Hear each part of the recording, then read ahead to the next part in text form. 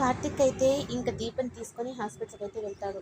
ఇంకా వెళ్ళిన తర్వాత ఇంకా ఆపరేషన్కి అంతా సిద్ధం చేసుకుంటున్నాం కార్తీక్, నీకు ఇంకొకసారి కూడా చెప్తున్నాను అని అంటే, మీరంతా ప్రిపేర్ అయ్యారు కదా అంటే, నిజంగా అయ్యాం మేడం అంటే, అదే మళ్ళీ మీరు మీ బిడ్డను దూరం చేసుకుంటున్నారు, ఇంకా అలా చేసుకున్న తర్వాత ఇంక జన్మలో దీప ప్రెగ్నెంట్ అవ్వదు అని చెప్పి అనేటప్పటికి ఇద్దరు ఒకరి మొహాలు ఒకసారి చూసుకొని ఇంకా బాధపడతారు.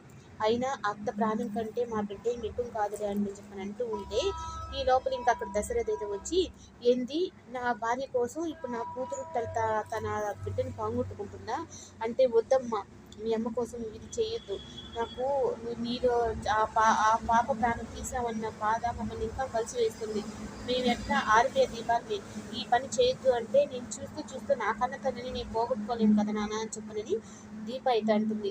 ఇంకా అక్కడ దీపను పట్టుకొని దశరథ అయితే చాలా ఏడుస్తాడు. ఒక నీ కన్న తల్లి కోసం నువ్వు కన్న తల్లిగా ఉండవలసిన దాన్ని పోగొట్టుకుంటున్నావు దీప అంటే, నాకు ఇప్పుడు దాకా నేను అమ్మ దగ్గర లేను, కానీ ఇప్పుడు అమ్మ రుణం తీర్చుకునే అవకాశం నాకు వచ్చింది, ఇది నన్ను చేసుకొని ఇవ్వంటున్నాను అని చెప్పని.